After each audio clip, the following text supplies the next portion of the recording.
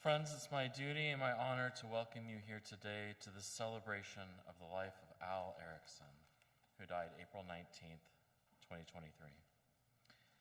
He was beloved to us. We knew him from many different places and times in his and our lives, and this is a fitting way for us to say goodbye to someone so treasured. I'm the Reverend Christian Schmidt, the interim minister of this congregation, the Mount Vernon Unitarian Church, where Al was a member for many, many years. We come together today, to grieve, yes, but also to remember the joy and laughter, hard times, love, and all that Al was to each of us and to all of us. We'll hear some about him, especially from his family, and also hear about the things he loved as we gather together today, both here in this service and afterwards to share in the reception as well. We begin today by hearing some lovely music, in part from Al's goddaughter.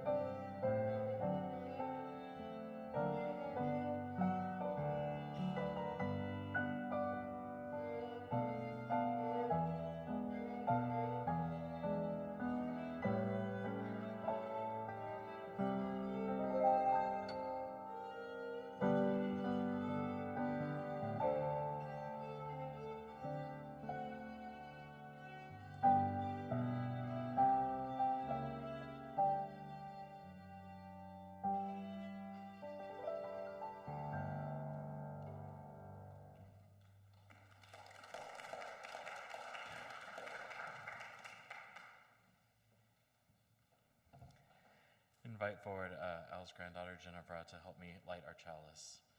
In Unitarian Universalist services, we light a chalice to begin the service, a symbol of light and hope and faith and freedom in our world. These words are from Christine Robinson. In our time of grief, we light a flame of sharing, the flame of ongoing life. In this time when we search for understanding and serenity in the face of loss, we light the sign of our quest for truth, meaning, and community. Welcome. And now we have more music. Thank you. Most all music today has been requested by the family, things of Al's era and things that Al and Eleanor enjoyed very much together. So we hope you enjoy also.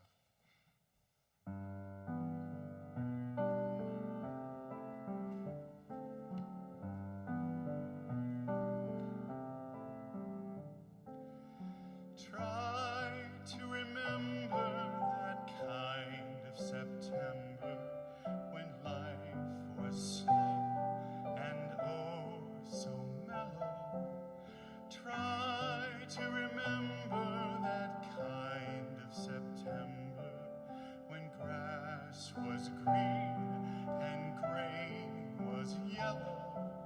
Try to remember the kind of September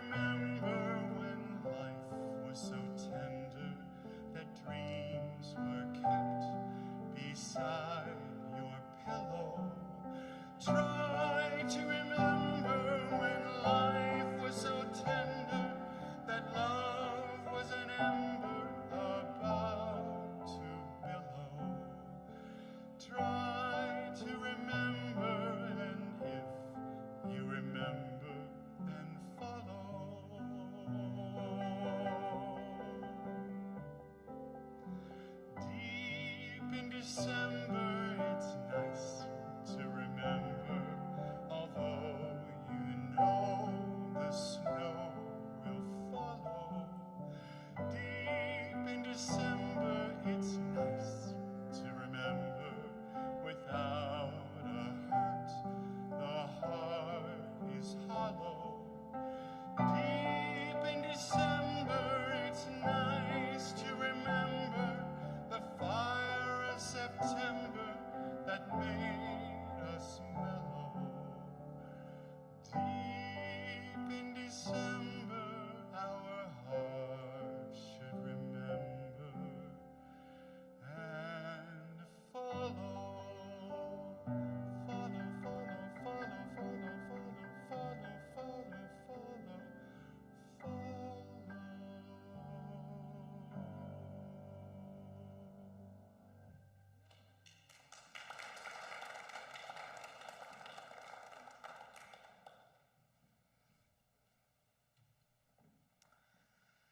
Al's son Steve asked me to share a short reading from The Road to Character by David Brooks as a way to introduce his dad. I looked through a lot of words in it and ultimately came back to the very beginning section. So here it is, these words from David Brooks. Recently, I've been thinking about the difference between the resume virtues and the eulogy virtues. The resume virtues are the ones you list on your resume, the skills that you bring to the job market that contribute to external success. The eulogy virtues are deeper. They're the virtues that get talked about at your funeral, the ones that exist at the core of your being, whether you are kind, brave, honest, or faithful, what kind of relationships you formed. Most of us would say that the eulogy virtues are more important than the resume virtues, but I confess that for long stretches of my life, I've spent more time thinking about the latter than the former. Our education system is certainly oriented around the resume virtues more than the eulogy ones. Public conversation is too. The self-help tips in magazines, the nonfiction bestsellers. Most of us have clearer strategies for how to achieve career success than we do for how to develop a profound character. One book that has helped me think about these two sets of virtues is Lonely Man of Faith, which was written by Rabbi Joseph Soloveitchik in 1965. He noted that there are two accounts of creation in Genesis and argued that these represent the two opposing sides of our nature, which he called Adam 1 and Adam 2. Modernizing his categories a bit, we could say that Adam 1 is the career-oriented, ambitious side of our nature. It's external resume Adam. He wants to build and create and produce and discover things. He wants to have high status and win victories. Adam 2, though, is the internal Adam. He wants to embody certain moral qualities, to have a serene inner character, a quiet but solid sense of right and wrong, not only to do good, but to be good. Adam 2 wants to love intimately, to sacrifice self in the service of others, to live in obedience to some transcendent truth, to have a cohesive inner soul that honors creation and one's own possibilities. Well, Adam 1 wants to conquer the world. Adam 2 wants to obey a calling to serve the world. While Adam 1 is creative and savors his own accomplishments, Adam 2 sometimes renounces worldly success and status for the sake of some sacred purpose. Adam 1 asks how things work.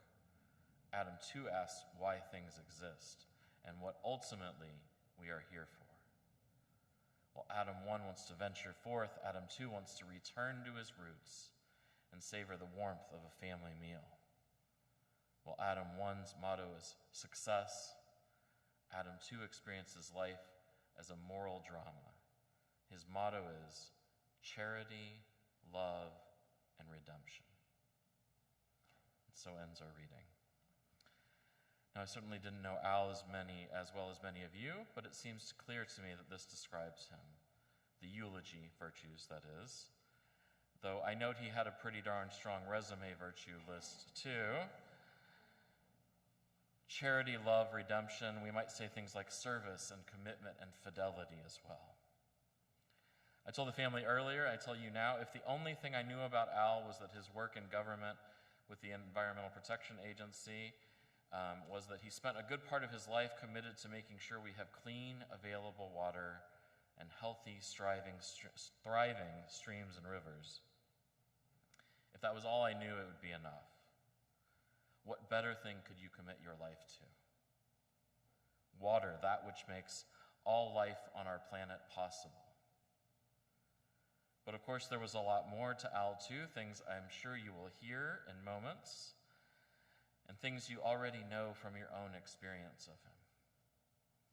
About growing up in Iowa, for instance, or his time in Korea, or the decades of service he gave to this congregation, or 65 years of marriage to his beloved wife, Eleanor. And of course, those are just a few of the highlights.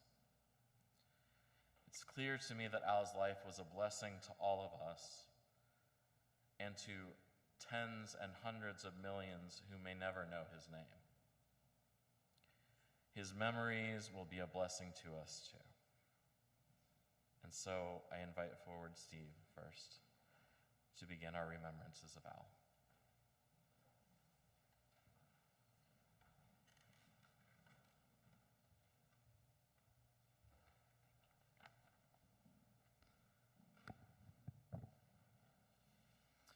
Hello, my name is Steve Erickson, and Albert Erickson was my father.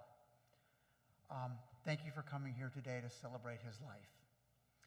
I feel very proud to have had this man as my father, especially to have had the opportunity over the last 4 years to get closer and spend time with him. Since the passing of my mother, I've worked to help take care of my father, and I got to spend a lot of time with him. He was a pretty special guy, and as I think of him through the lens of my life, I find myself incredibly grateful that I had him as a father and a role model and an example of how to be successful as a person. And that is the measure of our lives. Not the things we had or how much we made. It's the difference we make in this world for others and how we give back for all that we've been given. My father embodied an almost forgotten culture. It's the culture of what we refer to as the Great Generation. It's a culture of giving and caring and doing what's right because it's what's right. Not because it makes us look good or cool or better than someone, but because it's the right thing to do. My father told me that anything worth doing is worth doing right. That a commitment, no matter how small, should always be carried out. That the easiest way to live was with honesty and caring and character. I learned through his example what lots of people have had to learn by reading a self-help book. Be on time, do a good job, respect others, build a life. Hard work is a part of life, and caring about what you do and making a difference in the lives of others is a worthy pursuit. I feel incredibly fortunate to have grown up here with my parents, as members of this congregation, as a part of this community. I stuck around. I have never lived more than 4 miles from my parents' house, the house I went home from the hospital to. I've been around them my whole life, and I feel them with me in everything that I do. Their voices and wisdom guide me in how I live my life and the choices I make. Today I celebrate my father's life. I'm sad he's not here to talk to, but I'm grateful for every day that we did talk and all that he passed on to me. I find it a challenge to work to be what my parents expected from me, a worthy challenge. That's the best gift a parent can pass to their child, an example of a life lived well.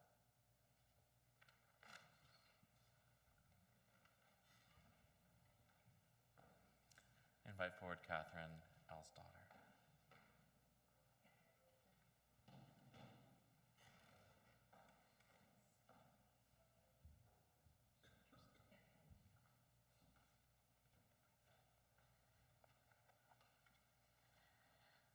Good afternoon. I'm Catherine Al Erickson's daughter. My father and I had a very unique connection. We were born on the same day, October 1st. When my dad turned 27 years old, we always tried to celebrate together, and I loved that my birthday was not just about me, that I also had my dad, and it was about him. We celebrated our last birthday together last October 1st at my brother's house with a candle on the cake that had 67 on one side and 94 on the other. It was a great birthday.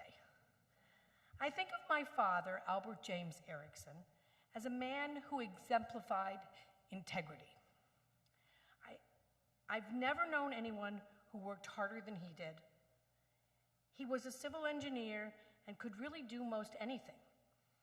If he didn't know how to do something, he would read and find out how to do it. He said to me as I was growing up, "No job is difficult if you have the right tools." And boy, did he love his tools. We used to build things together. The model train village, the retaining wall around the pool, my bedroom in the unfinished basement. He'd explain how everything should be done and why it was done like that.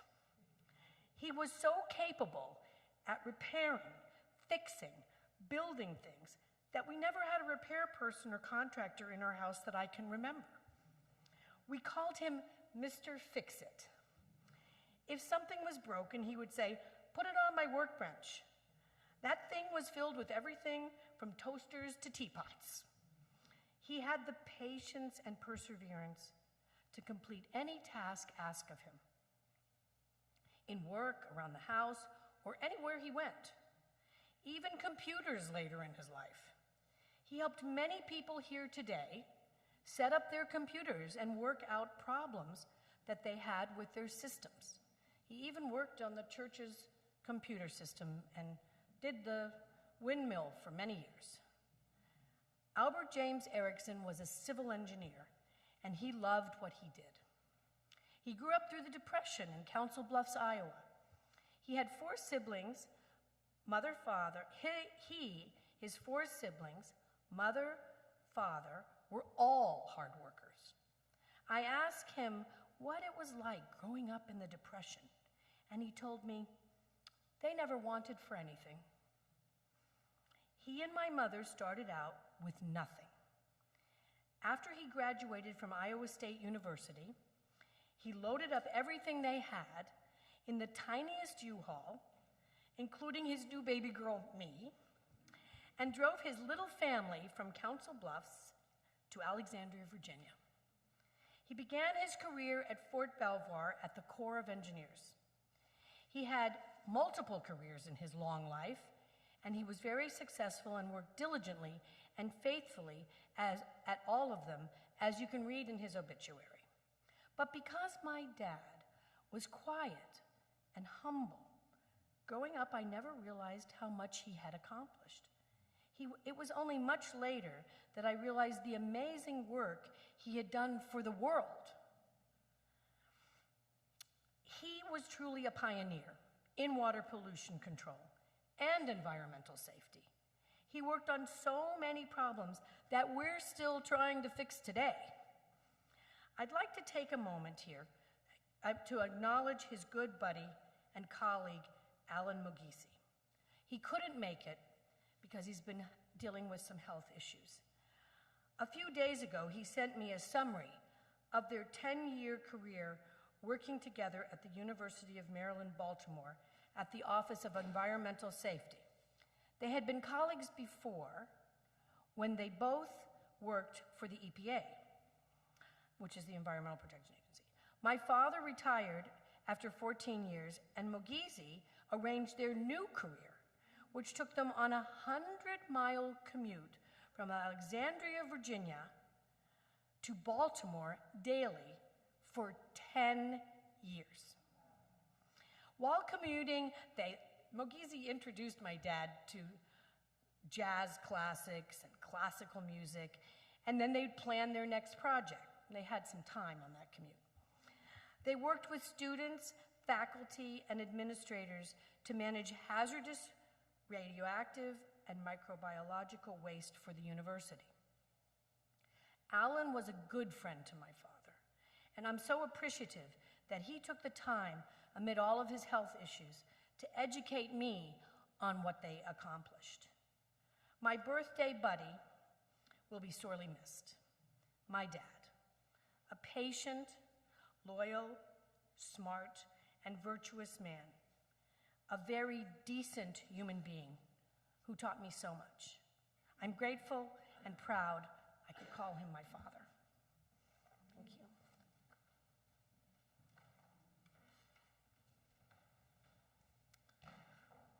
Be sharing a slideshow of some memories of Al with music. I'm excited.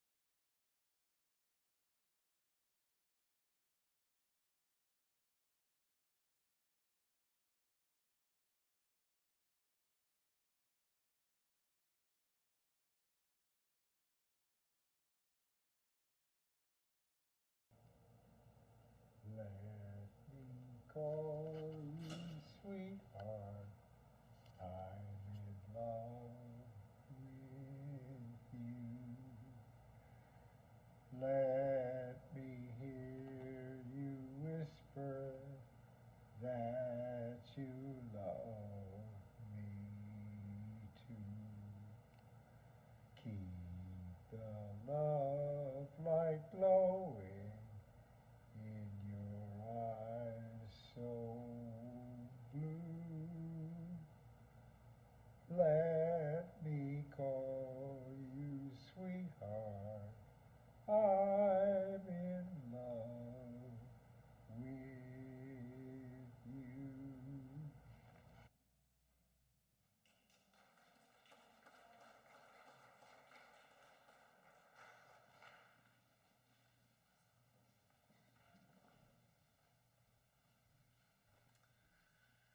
I invite us all to rise in body or spirit. Pull out those hymnals. We're going to sing together number 163, For the Earth Forever Turning.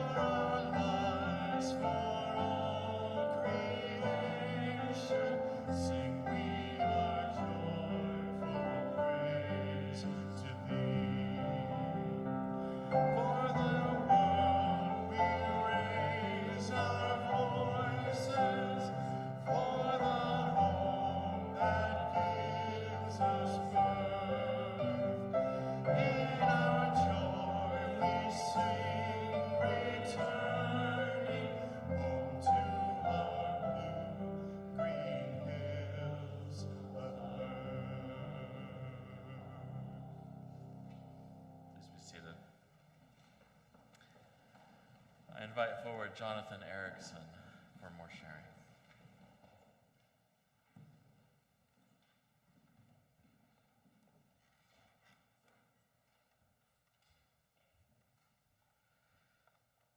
Hello, I'm John Erickson. I am Al Erickson's grandson. I should preface this by thanking everybody for coming, all the support that everybody's given. Sorry about my eyes. I tried to cry it all out yesterday. I don't think that helped very much. I've known Al Erickson as Opa my entire life. Opa is German for grandpa. I've known him as that since the day I was born. I honestly didn't know what to write for this. I spent a long time pacing around. I sat down in front of my computer, tried writing some stuff. I like to call myself a kinesthetic thinker as opposed to learner because I think best when I'm moving. So I got this incredible round table, and just perfect for walking around. I'd walk around, I would sit back down in front of my computer, and everything that I thought of would just disappear from my mind. I'd stand up and start walking around again. And at one point, I just took out my phone and started writing on my phone as I was walking. I only stubbed my toe twice. But I came to realize something. Opa was an onion. He had so many layers, so many parts to him. Every time you peeled something back, there was another layer underneath. And unfortunately, I only know some of it because, you know, he was a quiet man. He never bragged about anything. He never talked about all of his accomplishments. I wish I'd known more about him. Most of what I do know is because I'm currently living in his house, and the house is like a museum. I mean, it has so many things, so many cool, incredible things, from medals to certificates to everybody's taxes. Literally everybody's taxes. He did everybody's taxes. But it's like he had so many things. He was deputy director of water quality for the EPA. He was part of the Army Corps of Engineers. He did so many incredible things. He was everybody's tax lawyer. He helped people with their tech support. He built computers. He did so many things. He was a father. He was a grandfather. So all I can do is tell you what little I knew of him. And some of my favorite memories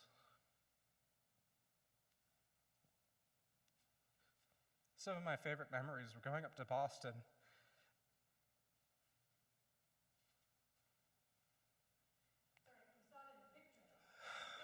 Yes. No, we would go up to Boston every single year since I was a little kid. And I loved it. It was a great time to get to know him, to hang out with my grandmother, Oma. And we would stop, do incredible things. We would go eat out at the various rest stops and hang out and talk, and it was great. And then we get to spend a whole lot of time with my aunt and my cousin and my uncle, and it was so much fun. And then on the way back, they would always argue, Oma and Opa would always argue about which path was faster, the left path or the right path. And you know what? I went back with my best friend Jake recently, and we both took a different path, and we found that we arrived at the exact same time. More recently, back when he was in Palm Springs, we were hanging out, and this was a few months ago, and it was the most I'd heard him speak in a while. Where was it? I stopped reading off of this.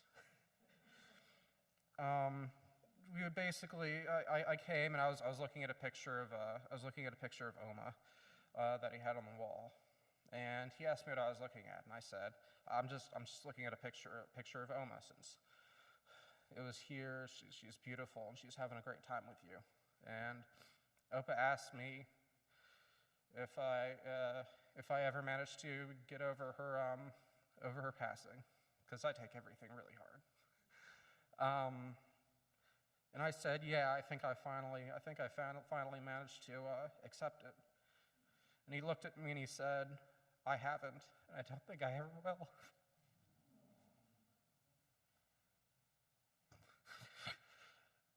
That's the kind of man Opa was. He was incredible. He loved so much. He loved so hard. He cared about everything, every single action that he did. I wasn't really sure how I felt. It took me a while to really put it into words, because it didn't feel like there was a single word to really describe how I felt about Opa. But in a conversation that I had with my dad a little bit after his passing, my dad talked about Oma and how he missed her. He missed talking to her. And I realized that's really how I feel. I miss him. Everybody misses him, because he's the kind of person that you miss. He was always there. He was always there, even if he didn't talk. He was in the corner, there, supporting you. I miss going up to Boston with him every year. I miss how he would just always be there for you. Most of all, I miss how he would smirk at me. And he would smirk at me, and he'd go, I don't think I've ever told you this, but I love you. And I love him. I love him so much. Thank you.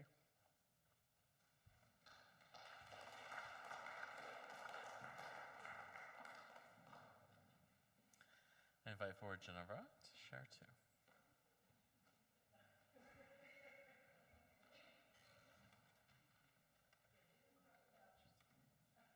Well, that wrecked me. Okay. Sorry. That was beautiful, John. For today's occasion, I've written a poem as opposed to a speech, so I'll read the poem now. Be good, he would say, as I headed to leave, with a wink from one eye and a subtle, tight squeeze. I will be, I'd say, to his blue eyes that peered from behind bushy eyebrows, two silky, strong spheres. Through the years, these two words have guided me home, to the people I love through the frightening unknown. But I stand here and ask, what did he really mean? And I think of examples, how by one we must lead. I think of the boy who laid by his horse, a delicate touch, a powerful force. I think of a man who would patiently wait, who would sing every word, who would clear every plate. A man who I've learned always put in the work, who could melt my whole heart with a singular smirk, who put family first and who grounded us all, who guarded long after we learned how to crawl. So I think by be good, what my dear Opa meant is to finish the job even if you are spent, to find the solution and fill in the gap that by doing what's right might not end in a clap. And I wish that today I was holding his hand, but I promise to never go back on our plan. I promise to work to be good every day. I will always remember how he led the way.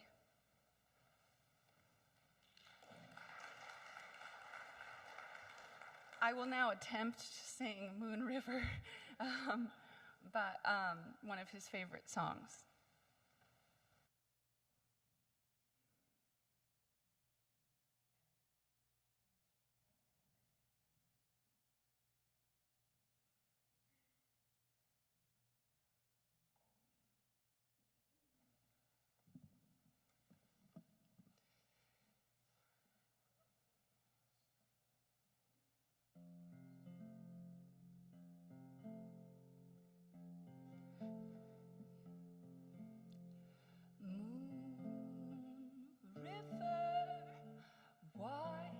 Than a mile, I'm crossing you in style someday. Dream maker, you heart breaker, wherever you're going, I'm going your way. Drifters off to see the world. There's such a lot of world to see. We're after the same rainbows and waiting round the bend. My huckleberry friend, moon, river, and me.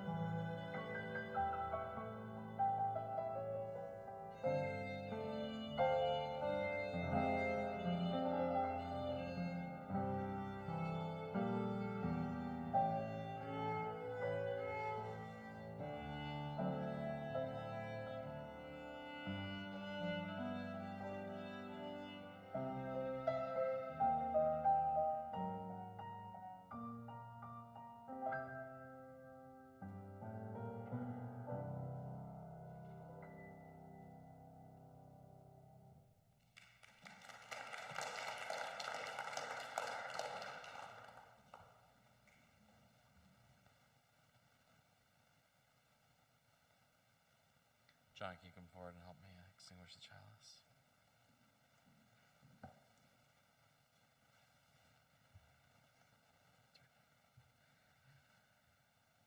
We extinguish this flame, but not the light of truth, the warmth of community, or the fire of commitment. These we carry in our hearts until we gather together again.